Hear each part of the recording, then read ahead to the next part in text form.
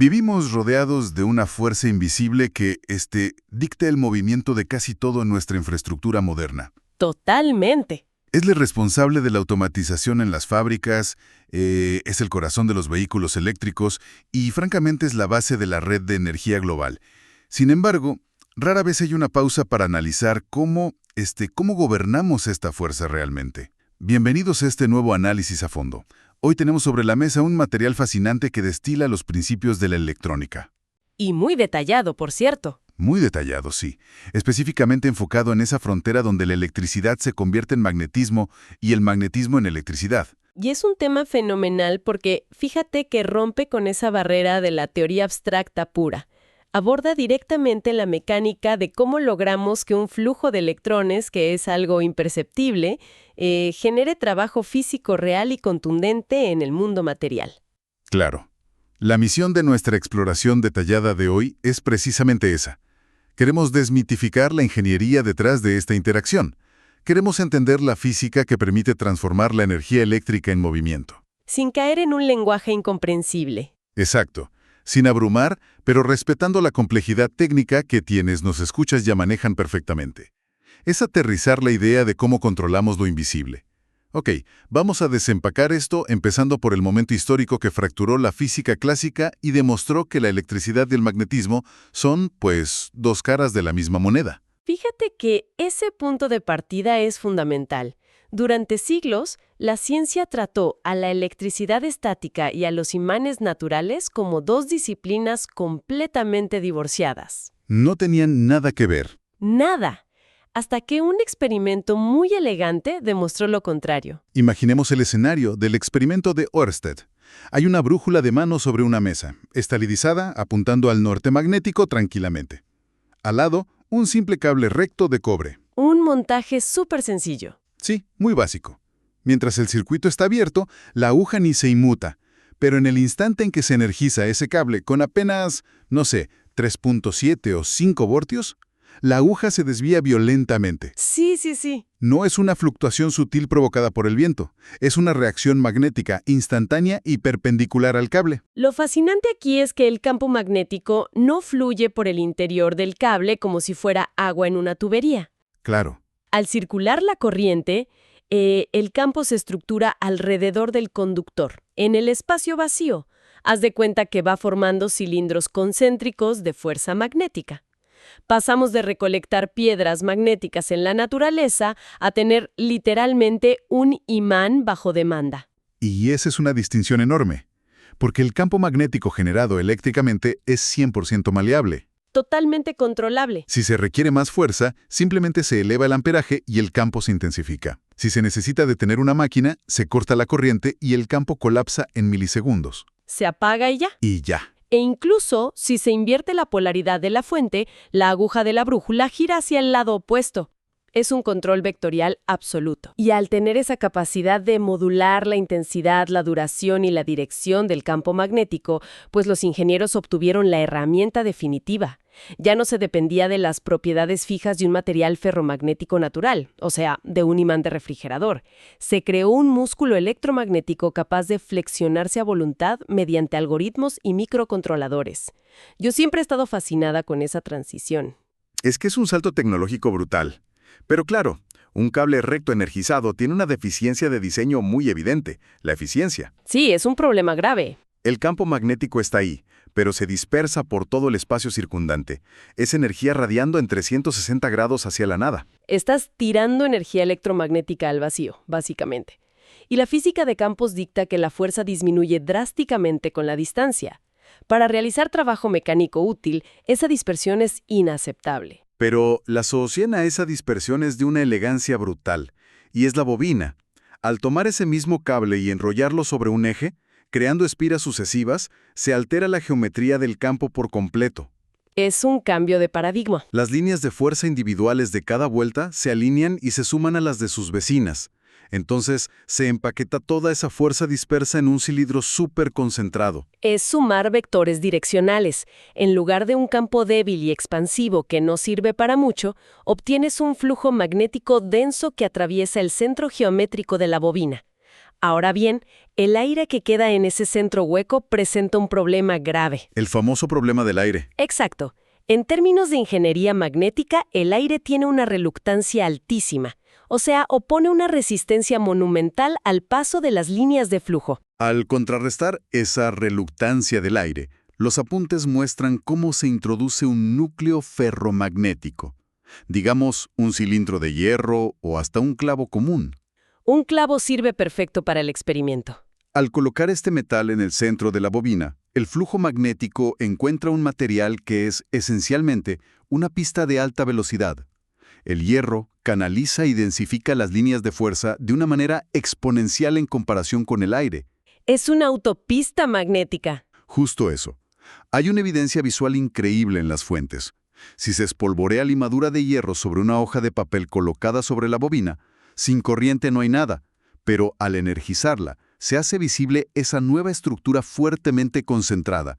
La diferencia empírica es innegable. Se ve clarísimo. Y si se prueba con clips metálicos, una bobina hueca de 20 vueltas apenas logra mover unos cuantos en la mesa.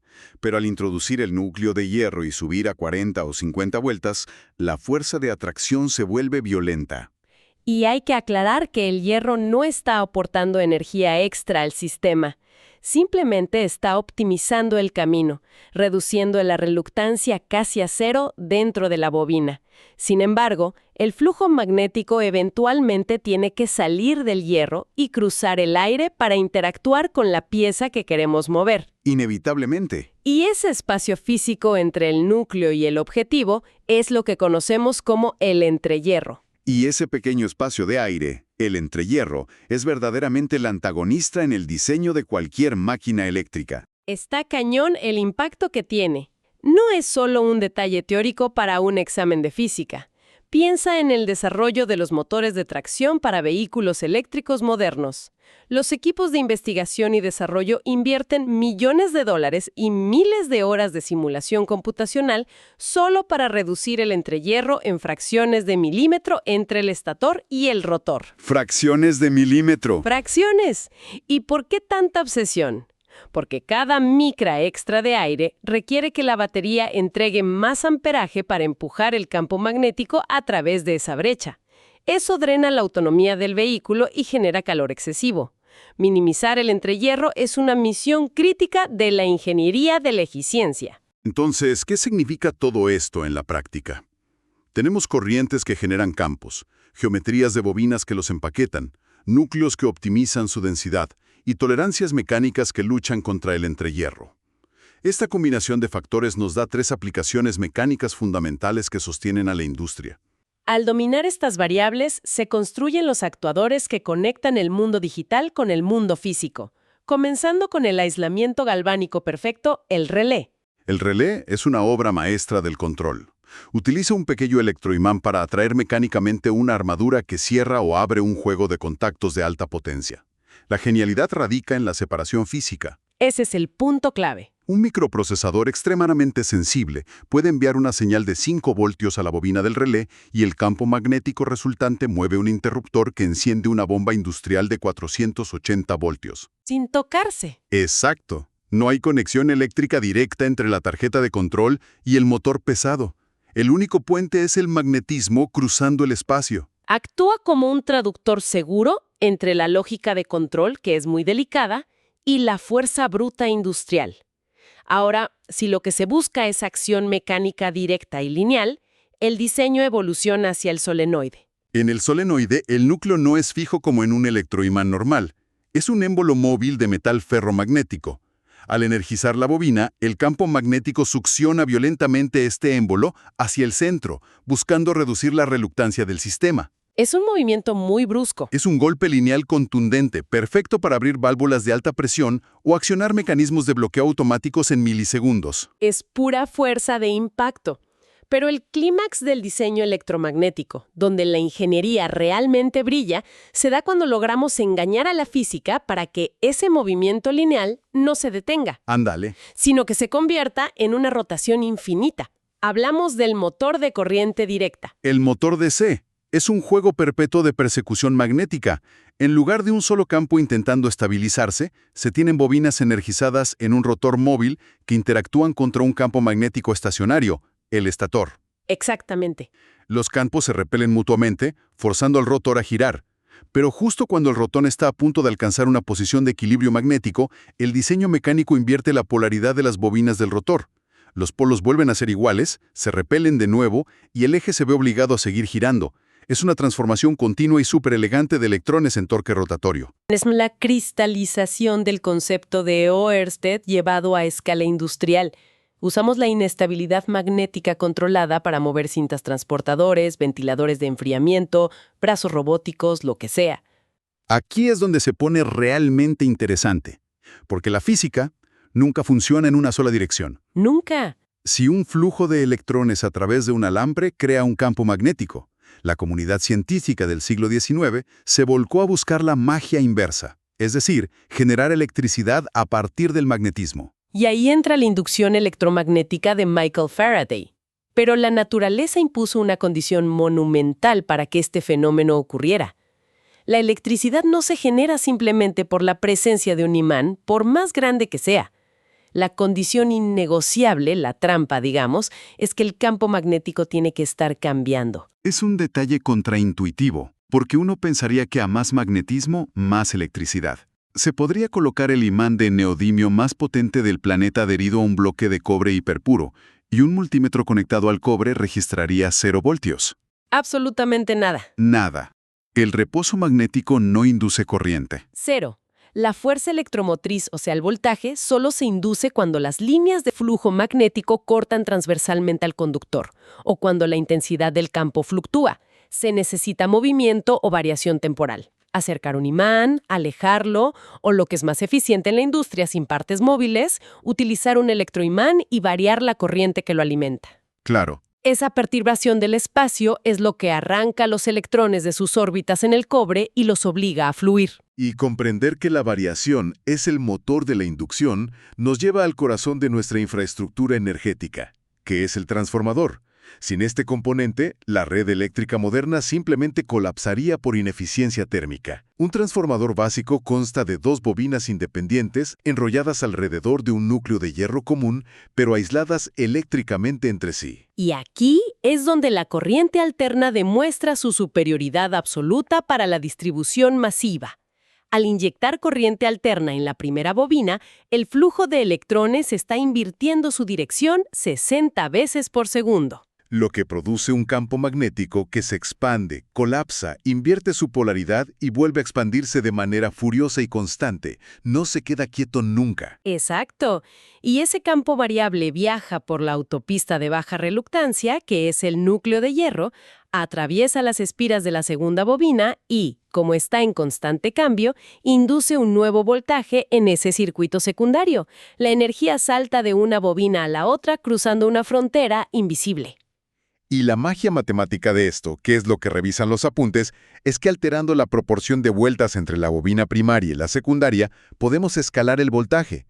Podemos tomar la energía de una presa hidroeléctrica, subirla a 500.000 de voltios para enviarla a través de un continente con pérdidas de calor mínimas.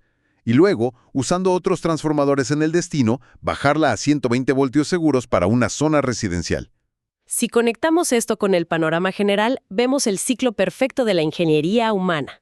Quemamos combustible o usamos agua para girar turbinas magnéticas gigantes, generando un flujo eléctrico variable.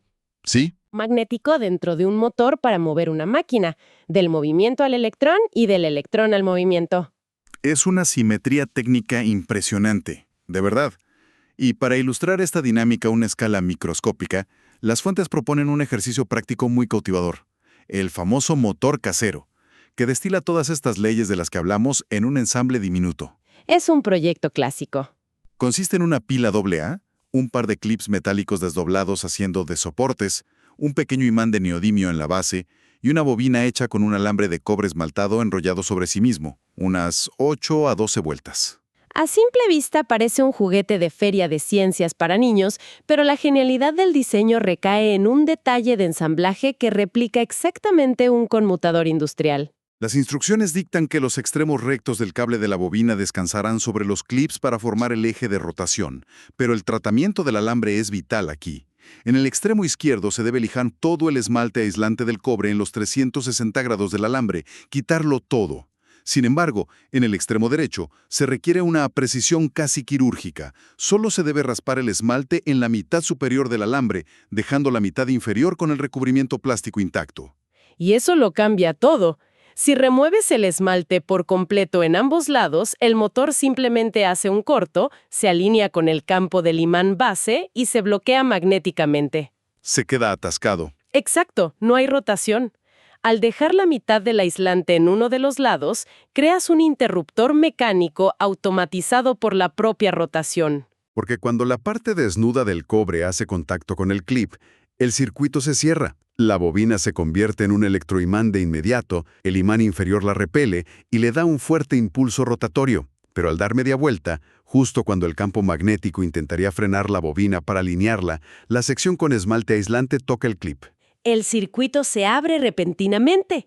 El electroimán desaparece. Se apaga. Se apaga por completo, pero la masa de la bobina ya lleva inercia cinética por el primer golpe. Esa inercia la hace deslizarse libremente por esa zona muerta sin corriente hasta que la parte desnuda vuelve a tocar el metal, reactivando el campo magnético para otro empujón. Flujo de electrones, repulsión, corte de energía, inercia. Es un ciclo que estabiliza el giro y demuestra la importancia crítica del aislamiento en las máquinas rotatorias. Y hacer un puente de ese pequeño motor casero a la escala industrial es fundamental, porque ese esmalte, esa diminuta barrera química sobre el cobre de la que hablamos, es frecuentemente el talón de Aquiles de la maquinaria pesada en el mundo real. Al diagnosticar fallos en sistemas electromagnéticos, el análisis no se centra en buscar anomalías invisibles en el campo magnético, sino en evaluar la salud y la integridad física de la bobina, que al final del día no deja de ser un larguísimo hilo de cobre sometido a muchísimo estrés físico. Totalmente. Hay que recordar que una bobina no es pura magia magnética. El cobre opone una resistencia óhmica natural al flujo de electrones, y esa resistencia genera calor. Es un subproducto inevitable de la física de materiales, pero en entornos industriales, las vibraciones mecánicas continuas, los ciclos térmicos extremos de calentamiento y enfriamiento y la humedad en el ambiente degradan lentamente ese barniz aislante que separa una espira de la otra. Y cuando ese aislamiento falla, entramos en territorio de desastre de mantenimiento. Usando un multímetro, los técnicos miden la resistencia interna de estas bobinas. Si la lectura del multímetro marca resistencia infinita, significa que el circuito está abierto. Básicamente, el alambre de cobre interno se fracturó por la fatiga o se derritió en algún punto. La máquina está muerta, no va a arrancar, pero el daño suele estar contenido ahí. Claro, el motor no gira y ya. Pero el escenario verdaderamente catastrófico en la industria es la lectura de resistencia anormalmente baja. Eso es una alerta roja enorme. Indica que el barniz se desintegró entre dos espiras contiguas y el cobre está haciendo contacto directo consigo mismo. Un cortocircuito interno entre espiras. Exactamente. Es un atajo para los electrones. Al acortarse la longitud efectiva del alambre por este puente no deseado, la resistencia total de la bobina se desploma. Y bueno, según la ley de Ohm, una caída abrupta en la resistencia provoca que la corriente se dispare. Esa bobina ahora exige un amperaje brutal a la fuente de alimentación, lo que genera un sobrecalentamiento extremo. Ese calor funde el resto del aislamiento cercano, provocando fallas en cascada que pueden destruir los variadores de frecuencia y las tarjetas de control que valen millones. Entender la anatomía eléctrica de la bobina es la única forma de prevenir que un sistema complejo se convierta literalmente en chatarra humeante. Ha sido un recorrido técnico verdaderamente intenso y fascinante. Empezamos observando la ruptura de la física clásica cuando un simple cable electrificado desvió una aguja magnética revelando que la corriente moldea el espacio a su alrededor. Vimos cómo la ingeniería optimiza ese fenómeno empaquetando vectores en bobinas, reduciendo la reluctancia con núcleos ferromagnéticos como el hierro y librando una batalla constante contra el entrehierro para maximizar la eficiencia mecánica. Todo un desafío de diseño. Comprendimos cómo esa fuerza, una vez controlada, acciona relés para aislamiento galvánico, golpea mediante actuadores lineales como los solenoides y mantiene el giro perpetuo en los motores de corriente directa usando conmutadores.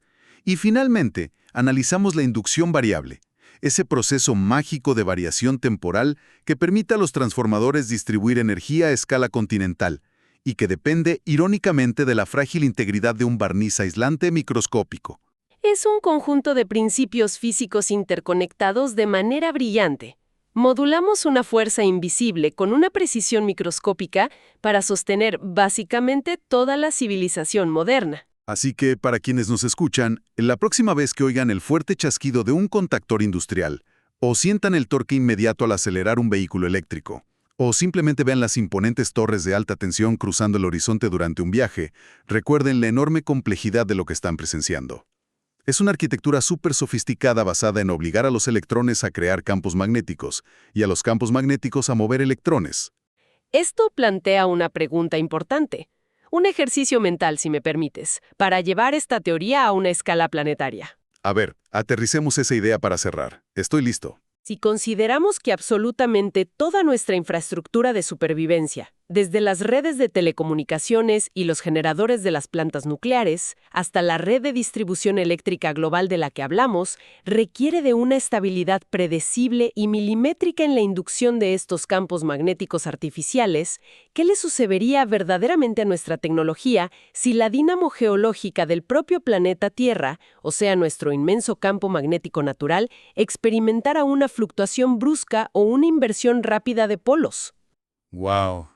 Estamos construyendo y operando un complejo e hiperdelicado ecosistema de bobinas y microprocesadores directamente sobre la superficie de un electroimán colosal e inestable que además no podemos controlar. Es una variable geológica enorme que bien podría reescribir todas las reglas de nuestros circuitos de la noche a la mañana.